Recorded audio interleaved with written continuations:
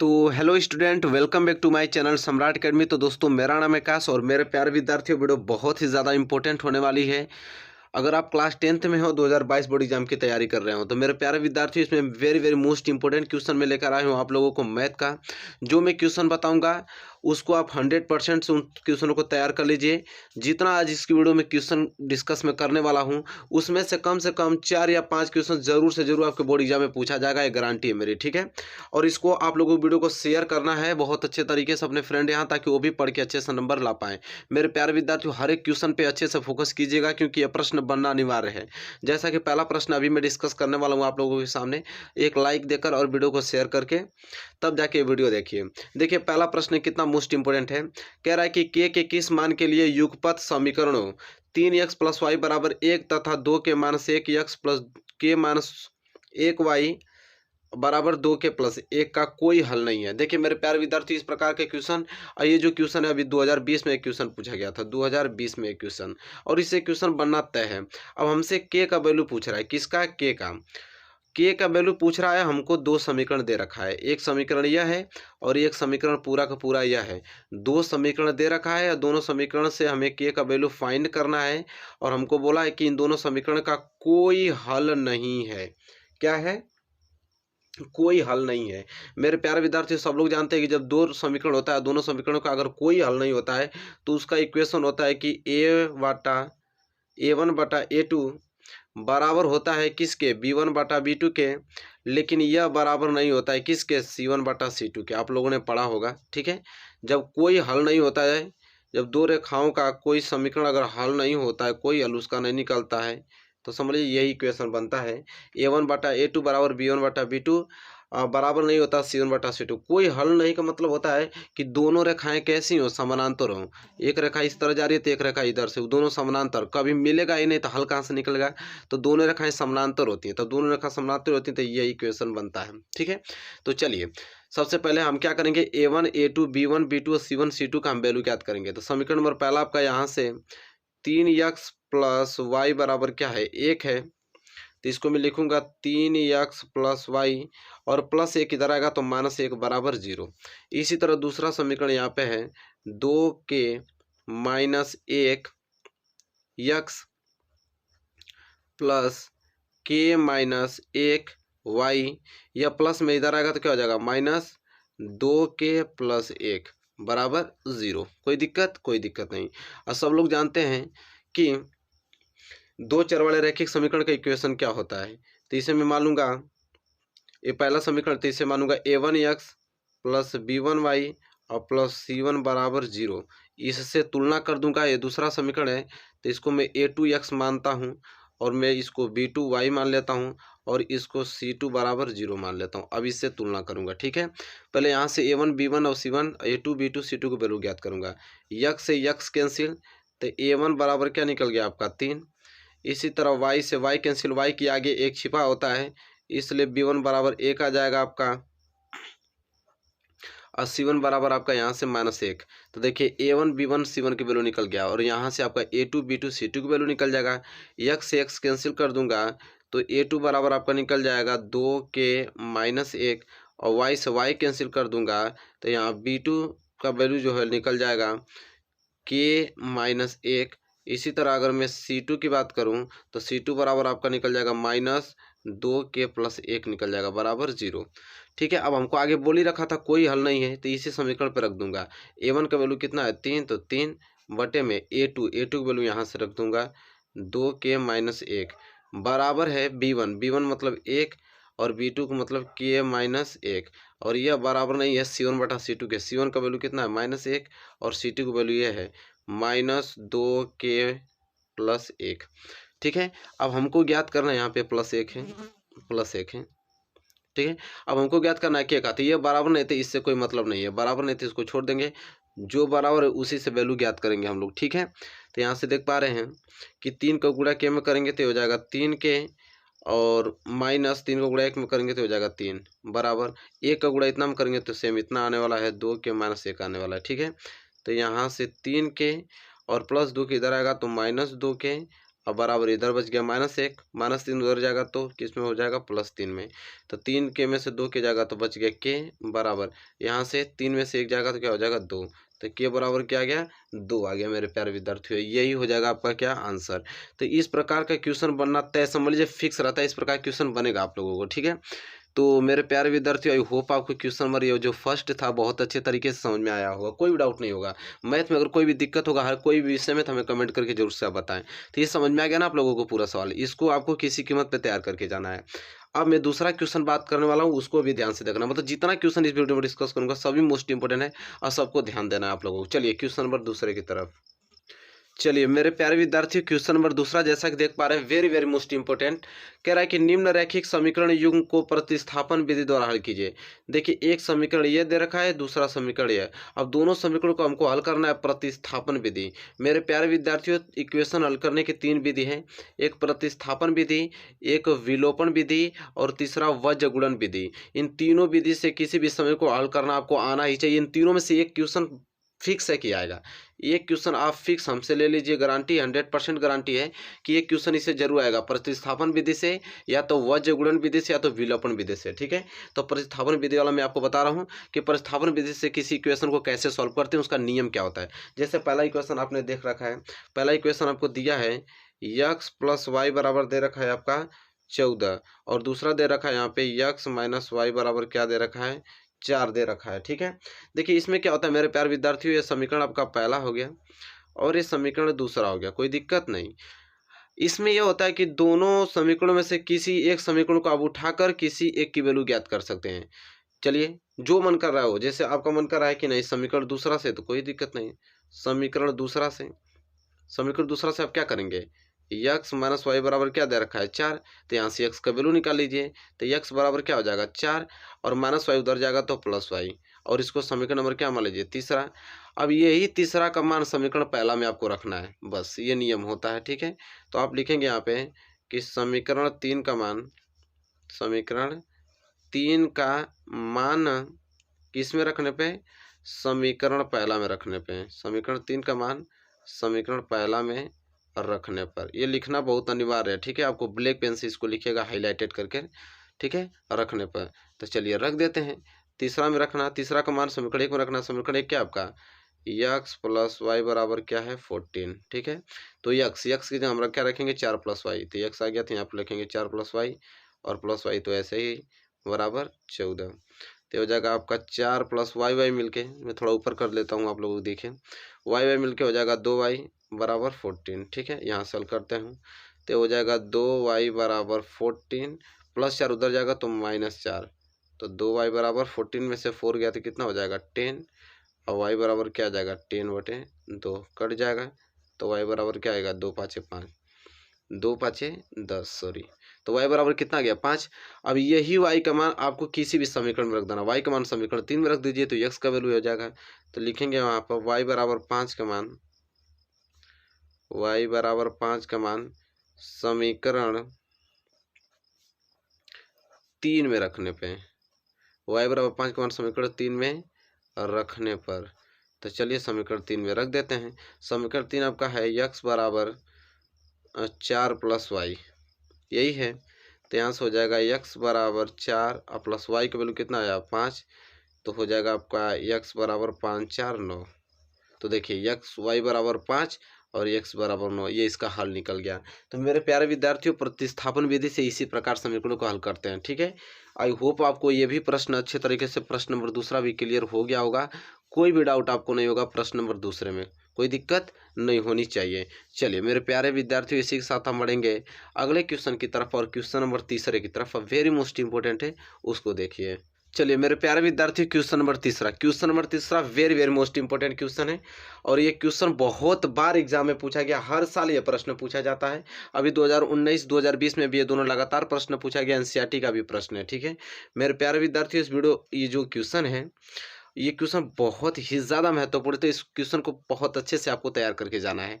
कह रहा है कि एक भिन्न 1/3 हो जाती है जब उसके अंश में से 1 घटाया जाता है, और वह 1/4 हो जाती है जब हर में 8 जोड़ दिया जाता है, तब वह भिन्न ज्ञात कीजिए। मेरे प्यारे विद्यार्थियों, सब लोग जानते हैं कि भिन्न क्या होता है, जिसे अंश बटे हर के रूप में लिखते हैं, वो भिन्न होता है। ठीक है, तो मान लेंगे कि माना वह भिन्न, क्योंकि हमको वो भिन्न ही पूछा है, तो माना वह भिन्न, मान लेंगे कि माना वह भिन्न आपका है x बटे वाई, मान लेंगे कि माना वह भिन्न x बटे वाई, जहाँ लिखेंगे जहाँ x क्या है आपका, जहाँ x बराबर अंश, x क्या है अंश, तथा y यहाँ पे क्या कहलाएगा हर, तथा y बराबर क्या होगा हर होगा। ठीक है, x आपका अंश है, y आपका हर है। कह रहा है कि एक भिन्न 1/3 हो जाती है जब उसके अंश में से 1 घटा दिया जाए, मतलब कि भिन्न हमारा क्या है x बटे वाई है, और हर में से 1 घटा, क्या कर रहा है जब उसके अंश में से 1 घटाया जाता है, अंश में से, अंश ऊपर वाला है, तो ऊपर वाला में से अंश में से 1 घटाएंगे ना, तो यह भिन्न हो जाएगा आपका कितना 1/3 हो जाएगी। ठीक है, फिर कह रहा है भिन्न वही रहेगी, x बटे वाई ही भिन्न रहेगी, लेकिन वह 1/4 हो जाती है। कब, जब हर में 8 जोड़ देते हैं, इस नीचे वाले हर में जब 8 जोड़ेंगे ना, तो यही भिन्न हो जाएगी, 1/4 हो जाएगी। तो अब भिन्न ज्ञात कीजिए, तब यहाँ पे समीकरण बनाएंगे हम। तो चलिए देखते हैं, 3 का गुणा x में करेंगे तो ये हो जाएगा 3x, माइनस 3 का गुणा 1 में करेंगे तो हो जाएगा 3, बराबर y का गुणा 1 में करेंगे तो हो जाएगा y। तो इसको हम क्या लिख सकते हैं कि 3x प्लस वाई, इधर आएगा तो माइनस वाई, फिर -3 बराबर क्या हो जाएगा आपका 0 हो जाएगा। ठीक है, यहाँ तक कोई दिक्कत नहीं। यहाँ पे और कर सकते हैं आपका कि 3x माइनस वाई बराबर +3 उधर जाएगा तो, और -3 उधर जाएगा तो +3 में हो जाएगा कन्वर्ट। ठीक है, यहाँ तक आपको समझ में आ गया, कोई दिक्कत नहीं। यहाँ समीकरण नंबर 1 बना लीजिए, इसी तरह इसको हल कीजिए। तो 4 को गुणा x में करेंगे तो हो जाएगा आपका 4x बराबर y प्लस 8 को गुणा 1 में करेंगे तो y प्लस 8 ही आने वाला है, तो हो जाएगा आपका 4x और प्लस वाई इधर आएगा तो माइनस वाई, बराबर इधर बच गया आपका 8 बच गया। समीकरण नंबर 1 क्या हो गया आपका दूसरा हो गया। ठीक है, कोई दिक्कत नहीं। ये भी माइनस वाई है, ये भी माइनस वाई है, तो घटा देते हैं, तो एक माइनस वाई प्लस वाई में चेंज हो जाएगा, तो minus Y plus Y cancel हो जाएगा। तो लिखेंगे हम लोग यहाँ पे कि समीकरण 2 में से समीकरण 1 घटाने पे, ये क्वेश्चन बहुत ही ज़्यादा महत्वपूर्ण है, समीकरण 1 क्या करने पे घटाने पर। तो चलिए घटा देते हैं समीकरण 2 में समीकरण 1।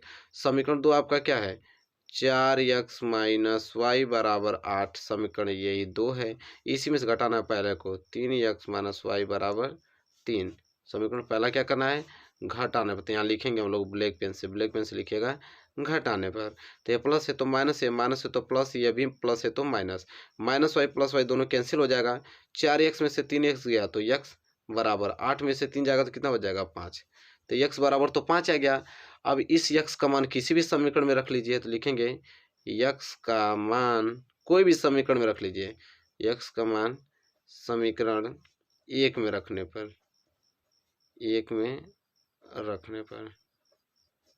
ठीक है। चलिए अब यहाँ पे क्या बोला है कि x का मान समीकरण 1 में रखने पर, चलिए रखते हैं। तो समीकरण 1 आपका क्या है 3x माइनस वाई बराबर क्या है 3, तो यहाँ पर लिखेंगे 3, x आ गया ना, x का रखेंगे 5, तो 5 माइनस वाई बराबर 3, तो 5 3 15 माइनस वाई बराबर क्या हो जाएगा 3 हो जाएगा। तो सिंपल यहाँ से आंसर आपको देखने को मिलेगा कि 15 प्लस 3 इधर आएगा तो -3 बराबर माइनस वाई उधर जाएगा तो प्लस वाई, तो 12 में से 15 में से 3 जाएगा तो कितना हो जाएगा 12 बराबर क्या हो जाएगा वाई, तो वाई बराबर 12 x बराबर 5। अतः वह भिन्न, हमसे भिन्न ही पूछा था, तो अतः वह भिन्न क्या निकल के आ गया आपका, क्योंकि भिन्न को हमने माना था क्या x बटे वाई के रूप में, तो x बराबर कितना आ गया 5 और y बराबर 12, अतः वह भिन्न 5 बटे क्या है 12 है। मेरे प्यारे विद्यार्थियों, क्वेश्चन बहुत ही ज़्यादा महत्वपूर्ण है, तो ये क्वेश्चन आपको आना ही चाहिए किसी कीमत पे, ये क्वेश्चन बहुत ही ज़्यादा महत्वपूर्ण है। ठीक है, चलिए ये तो प्रश्न नंबर 3 रहा मेरे प्यारे विद्यार्थियों। इसी प्रकार प्रश्न नंबर 4 भी वेरी मोस्ट इंपॉर्टेंट है, ठीक है, उसको आपको तैयार करके जाना है। क्लियर हो गया ना। चलिए प्रश्न नंबर 4 की तरफ बढ़ चलते हैं। चलिए मेरे प्यारे विद्यार्थियों, question number 4 very very most important question, बहुत ही ज़्यादा महत्वपूर्ण है। तो इस प्रश्न को आपको किसी कीमत पे तैयार करके जाना है। 2022 बोर्ड एग्जाम में जरूर देखने को मिलेगा, आपको हर साल देखने को मिलता है। और एक क्वेश्चन यह है कि निम्नलिखित समीकरण युग्म को हमको रैखिक समीकरण युग्म में बदल कर हल करना है। ये प्रश्न बहुत ही ज़्यादा महत्वपूर्ण है। ठीक है मेरे प्यारे विद्यार्थियों, ये जो प्रश्न आपको समीकरण दे रखा है इसको हल करना है, लेकिन रैखिक समीकरण युग्म में बदल कर हल करेंगे तभी हल होगा। ठीक है, तो चलिए देखते हैं कि रैखिक समीकरण युग्म में कैसे बदलते हैं। जैसे देख पा रहे हैं आपके 5/x-1 है। अच्छा 5 है तो 5 के गुणे में 1 छिपा होता है कि नहीं, तो मैं इसको 1 लिख सकता हूँ। ये भी 1 है तो यहाँ पे भी आपको 1 छिपा मिलेगा। यहाँ पे भी 6 है तो इसमें भी 1 मल्टीपल छिपा मिलता है। ये भी 3 है तो इसमें 1 मल्टीपल छिपा मिलता है। तो यहाँ से आप देख पा रहे हैं 1 बटे यहाँ से x-1 काम ले लूँगा, यहाँ से y बटे या y 1/y-2। उसी तरह यहाँ पे देखिए 1/x-1 और उसी तरह 1/y-2। तो हम क्या करेंगे कि यहाँ पे जो दिया है 1/x-1 इसको मान लेते हैं क्या, v यू मान लीजिए। क्या मान लीजिए, यू। कुछ भी मान सकते हैं, ए मान लीजिए, बी, कुछ भी मान सकते हैं। इसको हमने यू मान लिया। इसी तरह यहाँ से दूसर का है आपका 1/y-2, इसको मैं मान लिया वी मान लिया, कोई दिक्कत नहीं। ये चीज़ भी तो वही चीज़ है, x-1 को हमने यू मान लिया है, y-1/y-2 को हमने क्या वी मान लिया है। तो देखिए इसे समीकरण नंबर 1 मान लीजिए और इसे समीकरण नंबर क्या मान लीजिए 2, और ये जो आप माने इसको समीकरण नंबर 3 मान लीजिए। अब इसी 3 का मान इसमें आपको रखना है, तो चलिए रखते हैं।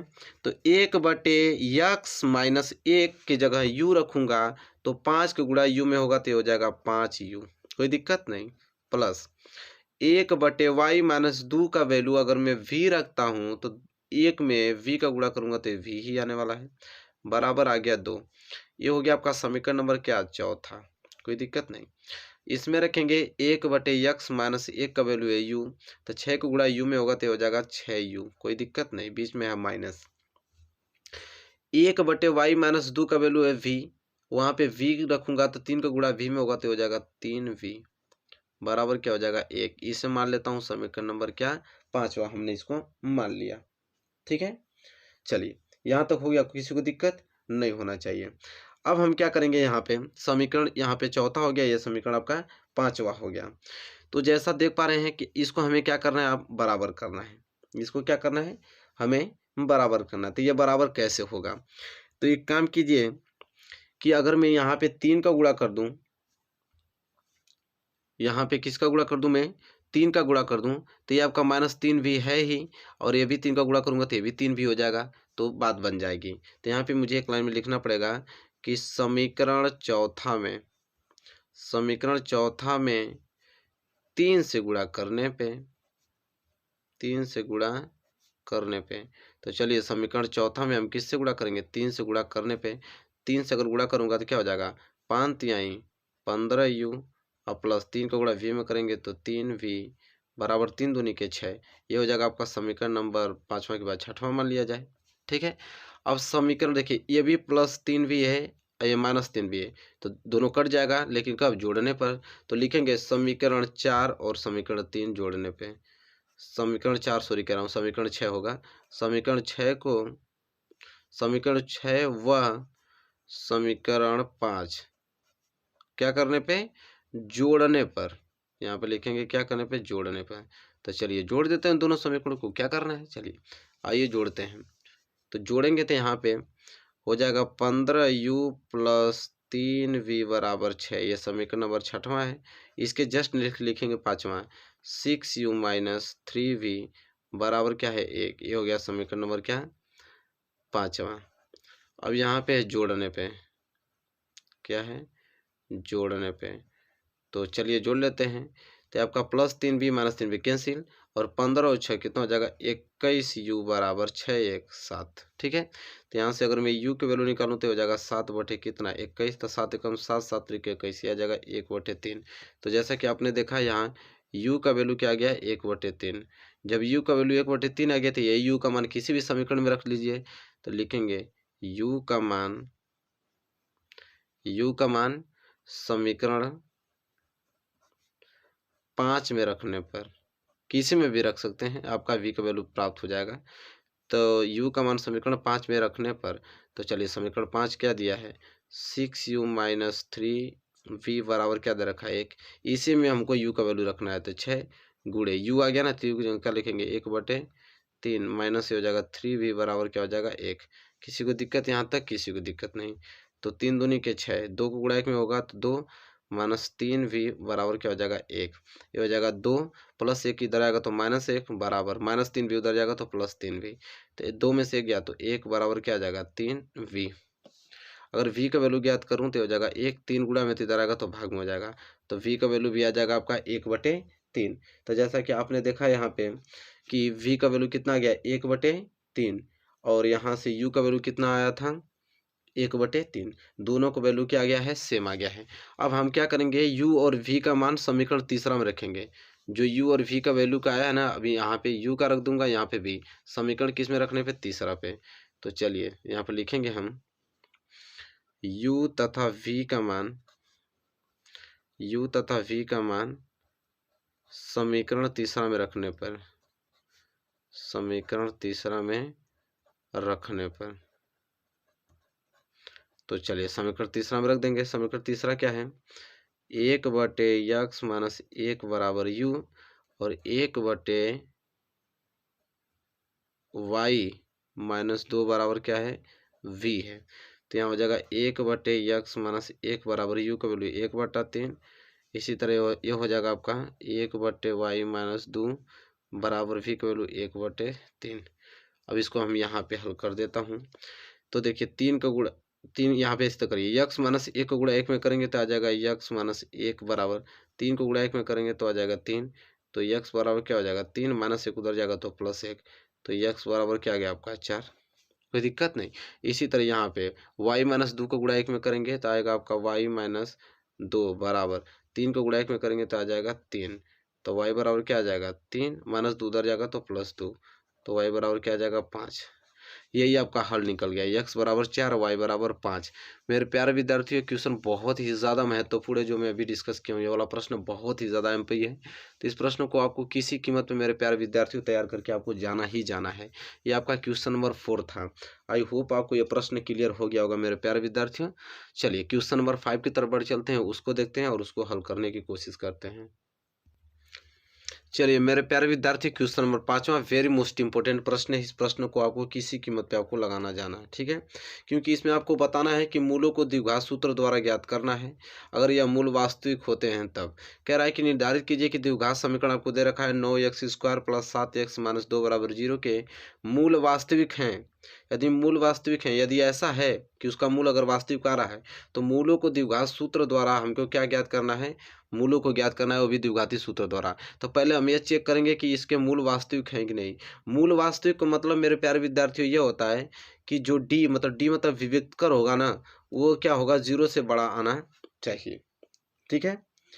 तो यहाँ से आपको कंडीशन मालूम चल जाएगा कि अगर डी 0 से बड़ा आ गया तो समझ लीजिए कि मूल वास्तविक होगा। अब लेकिन डी कैसे निकलेगा, तो डी को बोलते हैं विविक्तकर। तो डी कैसे निकलेगा, तो डी का फॉर्मूला होता है b² माइनस 4ac होता है, ठीक है। तो विविधकर निकालने के लिए हमें ए का वैल्यू चाहिए, बी का वैल्यू चाहिए और सी का वैल्यू चाहिए। तो द्विघात समीकरण का आप लोग इक्वेशन जानते हैं, क्या होता है ax² प्लस bx प्लस सी बराबर 0, ये इक्वेशन होता है। इसी के जस्ट नीचे लिख कर तुलना करेंगे तो आपका क्या दिया है 9x² प्लस 7x माइनस 2 बराबर 0। अब यहाँ से तुलना करके ABC का वैल्यू ज्ञात कर लेंगे, x² से x², तो a बराबर क्या आ गया आपका 9। इसी तरह x से x कैंसिल, तो b बराबर क्या आ जाएगा 7 और c बराबर आपका -2।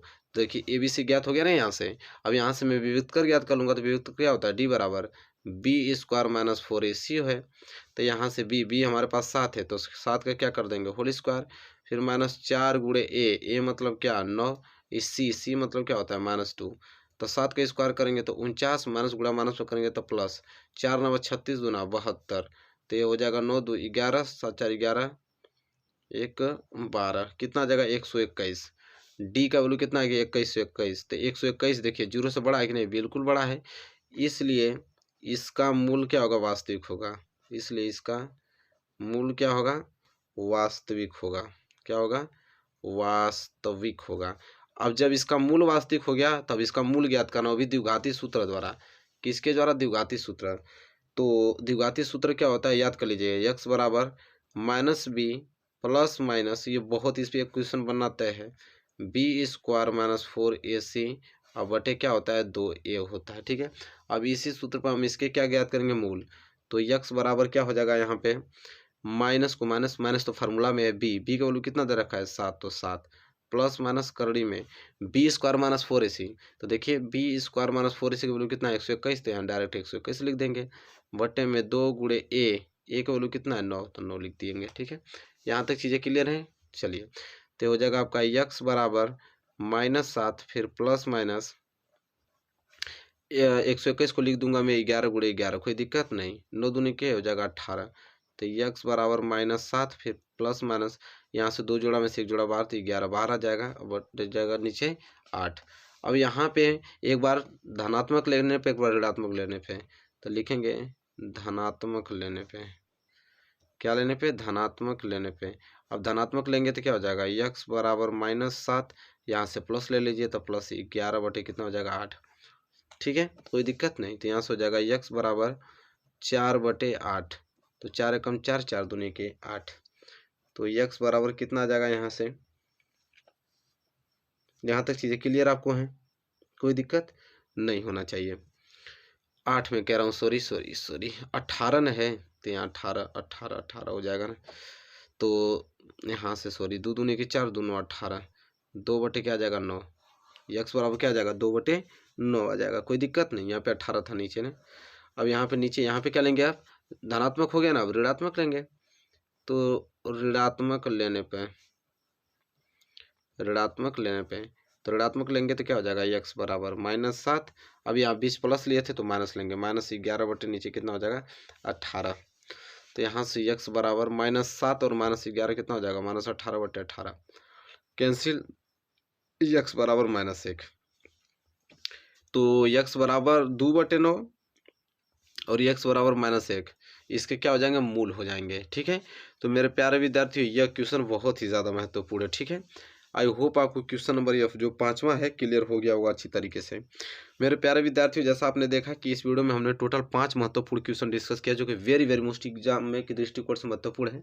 इससे जरूर क्वेश्चन आएंगे, मेरा वादा है। ठीक है, बस वीडियो को शेयर कर दीजिए और लाइक कर दीजिए वीडियो को। ठीक है, इसके बाद डेली आप लोगों को मैथ को वीडियो देखने को मिलेगा, हर एक वीडियो में 5-6 क्वेश्चन में आप लोगों को मोस्ट इंपोर्टेंट बताता रहूँगा, इससे बाहर क्वेश्चन में नहीं जाएगा। ठीक है, मेरे प्यारे विद्यार्थी, वीडियो पसंद आए तो लाइक कीजिए और चैनल पर नए तो चैनल को सब्सक्राइब करके बेल आइकन को प्रेस कर लीजिए। मिलेंगे एक छोटे से प्यारे से नेक्स्ट वीडियो में, तब तक के लिए धन्यवाद।